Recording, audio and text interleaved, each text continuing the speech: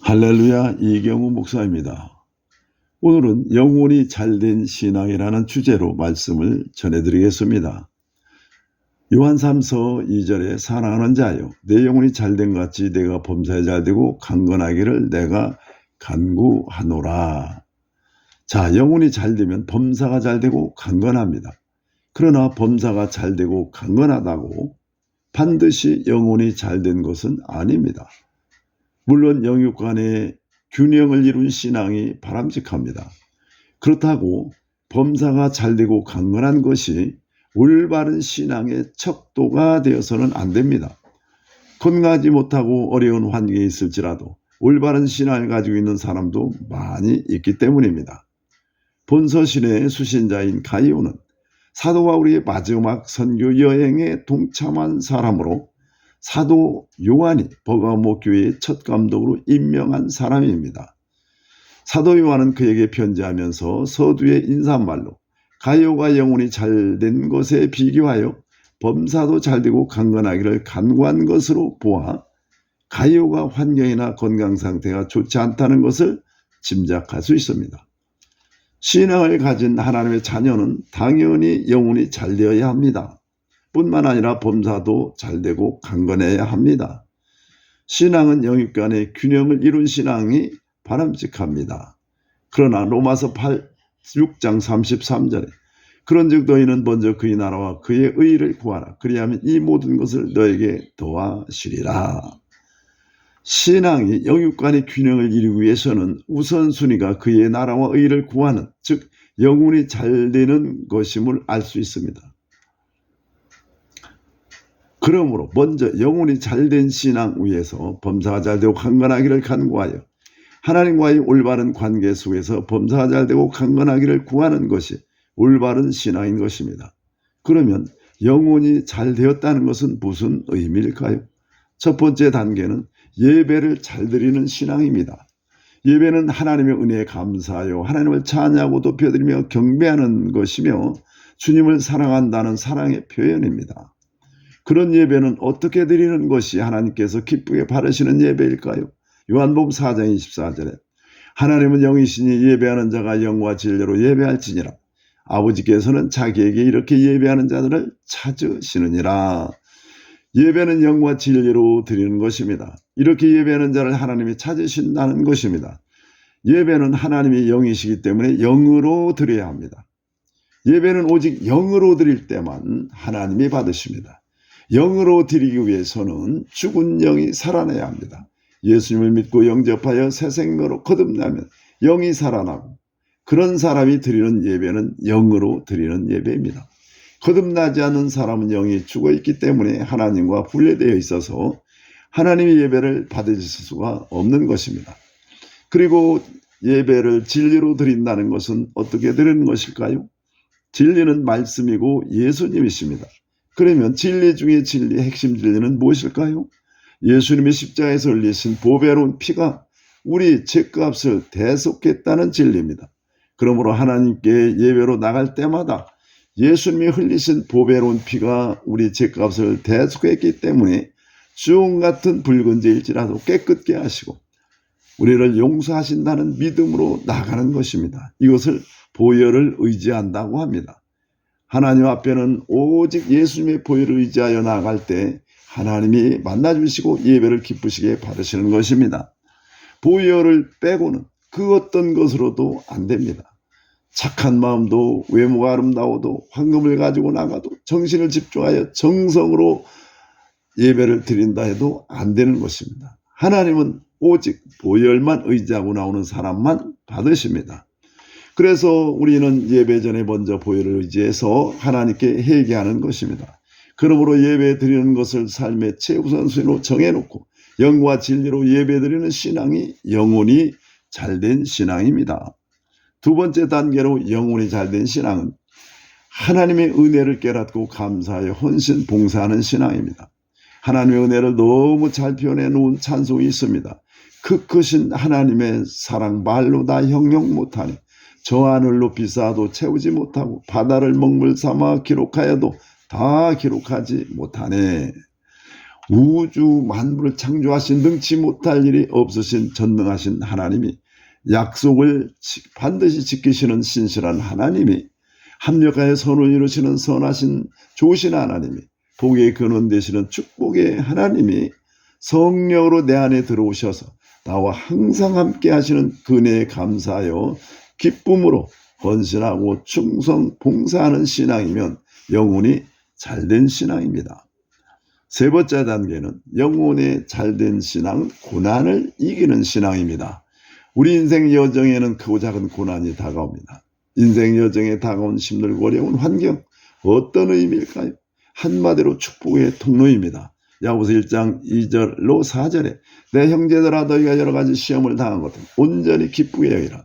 이는 너희 믿음의 시련이 인내를 만들어내는 줄 너희가 알미라. 인내를 온전히 이루라. 이는 너희를 온전하고 구비하여 조금도 부족함이 없게 하려 함이라. 하나님은 불같은 고난을 통하여 우리 안에 있는 영적인 불순물을 걸러내는 것입니다. 죄를 지켜야 하는 죄의 욕망을 부수고 자아와 고집을 깨뜨리고 인간적인 육의 생각을 부수고 나쁜 습관이나 성품을 다 깨뜨리십니다. 그래서 하나님 자녀답게 만드시고 믿음을 성장시켜 주셔서 주신 사명을 감당해 하시고 축복의 그릇이 되게 하셔서 마침내 예수님이 십자가에서 이루어 놓으신 복을 받게 하시는 것입니다. 그래서 고난은 축복의 통로인 것입니다. 그러면 이 같은 고난을 이기고 승리하려면 어떻게 해야 될까요? 먼저 모든 고난은 하나님이 허락하신 것임을 믿어야 합니다. 하나님의 허락 없이는 참새 한 마리도 떨어지지 않는다고 하셨습니다. 그러므로 내 인생에 다가온 고난, 축복의 그릇으로 만들려고 하나님이 허락하셨음을 믿으시기 바랍니다. 그리고 고난이 오면 하나님을 간절히 찾아야 합니다. 예레미야 29장 10절에 너희가 내게 부르시며 내게 와서 기도하면 내가 너희의 기도를 들을 것이요 너희가 온 마음으로 나를 구하면 나를 찾을 것이요 나를 만나리라. 하나님은 우리가 기도만 만나주시고 응답하십니다. 야곱, 요셉, 모세와 같은 성의 인물들이 모두 고난 앞에서 부르짖어 기도할 때 깨어져서 하나님의 사람으로 만들어지고 고난을 통과하여 하나님의 사명을 감당하고 축복을 받았습니다. 그러므로 인생 여정에 다가온 고난을 이기는 것이 영혼이 잘된 것입니다. 네 번째 단계로 영혼이 잘된 신앙은 하나님이 지정한 자리를 지키는 신앙입니다. 사람을 포함한 하늘과 땅에 있는 모든 피조물은 하나님이 지정한 자리가 있습니다. 히브리서 1장 3절에 그의 능력의 말씀으로 만물을 붙드신다고 하셨습니다. 우주 만물은 말씀의 능력에 의하여 제자리를 지키고 있습니다. 피조물은 제자리를 지키는 것이 겸손이고 자리를 지키지 못하고 떠나는 것이 교만입니다. 피조물 중에 가장 교만한 것이 사탄의 전신 루시퍼입니다. 루시퍼는 하나님이 천사장자를 지정해 주셨는데 그 자리를 떠나자 사탄으로 변해버렸습니다. 하나님이 지정한 자리를 떠나면 그 형체가 변해버립니다. 아담과 하와도 하나님이 지정해 주신 생명나무의 자리에서 선악과의 자리를 옮겼을 때 하나님의 형상이 100% 없어지고 마귀의 형상으로 변했던 것입니다. 우주 만물은 모두 제자리를 지키고 있는데 사탄과 사람만이 제자리에서 이탈한 것입니다. 식물도 땅에 뿌리를 내리고 제자리에서 사는데 만약 뿌리를 땅에서 뽑아놓으면 그 형체는 변합니다. 물고기도 물에 있는 것이 제자리인데 땅으로 자리를 옮겨놓으면 당연히 그 형체는 변합니다. 구원받은 우리는 하나님의 제자를 회복시켜 주셨습니다. 먼저 교회에서 내가 어떤 자리에 있어야 될까요? 히브리서 13장 17절에 너희를 인도하는 자에게 순종하고 복종하라. 교회의 지도자들에게 순종하는 자리를 지켜야 합니다. 순종하는 자리를 떠나 불순종의 자리에 앉으면 하나님의 자녀의 형상이 없어지고 마귀의 종으로 변합니다. 교회에서 자리를 잘 지키면 신통의 역사가 일어납니다. 하나님과 잘 통합니다. 그러면 영감을 잘 받아서 하나님과 교통이 잘 됩니다. 하나님은 교회뿐만 아니라 가정에서도 제자를 지정하셨습니다. 에베소 5장 22절에 가정에서는 아내는 남편에게 순종하는 자리를, 남편은 자기 아내를 사랑하는 자리를 지켜야 합니다. 아내는 남편에게 순종하고 남편은 아내를 사랑하는 자리를, 자녀들은 부모에게 순종하는 자리를, 부모는 자녀를 사랑하는 자리를 지켜야 합니다. 가정에서 자리를 잘 지키면 소통의 역사가 일어나서 행복감을 느끼고 삽니다. 부부간에, 부모와 자식 간에, 형제 간에 소통이 안 되면 답답해서 사는 게 아닙니다. 가정에서 소통이 잘 되면 사회생활에서도 소통이 잘 될 수밖에 없는 것입니다. 또 세상에 나가서는 어떤 자리를 지켜야 할까요?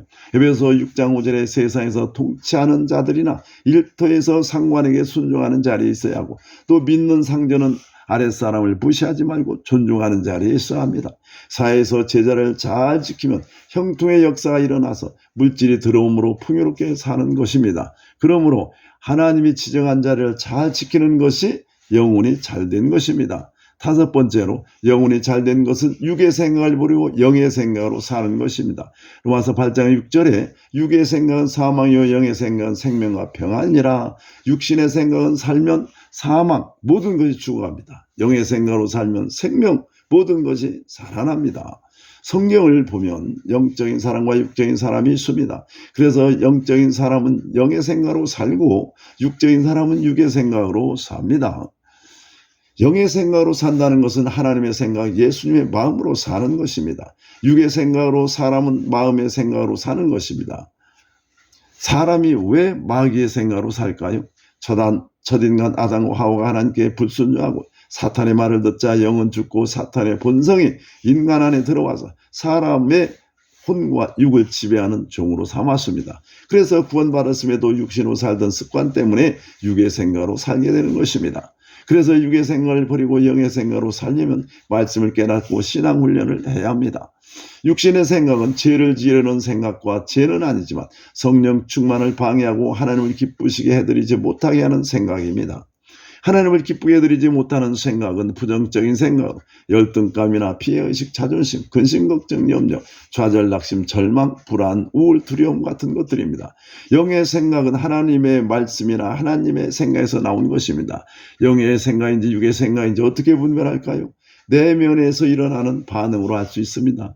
육의 생각으로 살면 육의 생각은 사망이기 때문에 사망의 느낌이 옵니다. 죄의 생각이 들어오면 당연히 육의 생각입니다. 죄의 끝은 사망이기 때문입니다. 그래서 사망의 그림자가 다가오는 것입니다. 약한 느낌을 받으면 육의 생각입니다. 극도로 약한 것이 사망이기 때문입니다. 열등감, 부정적인 생각, 피해의식, 자존심, 비방, 비판, 판단, 정죄 같은 사망의 그림자를 느끼게 됩니다. 공허해지면 육의 생각입니다. 극도로 공허해 아무 것이 없으면 사망입니다. 허전함, 무의미, 불안, 초조, 두려움, 우울, 좌절감 등의 사망의 그림자를 느끼게 됩니다. 어둠을 느끼면 육의 생각입니다. 극도로 어두면 사망입니다. 어둠을 느낀다는 것은 앞일이 캄캄한 절망, 낙심, 좌절감을 느끼는 것, 이런 내면의 반응이 오면 육의 생각으로 사는 것입니다. 영의 생각은 생명이기 때문에 반대로 생명의 요소를 느낍니다. 강함을 느낍니다. 자존감, 긍정적인 생각, 만족감, 관용이 생기고 또 밝은 느낌으로 에너지가 넘친다. 분별력이 민감하고 평안합니다.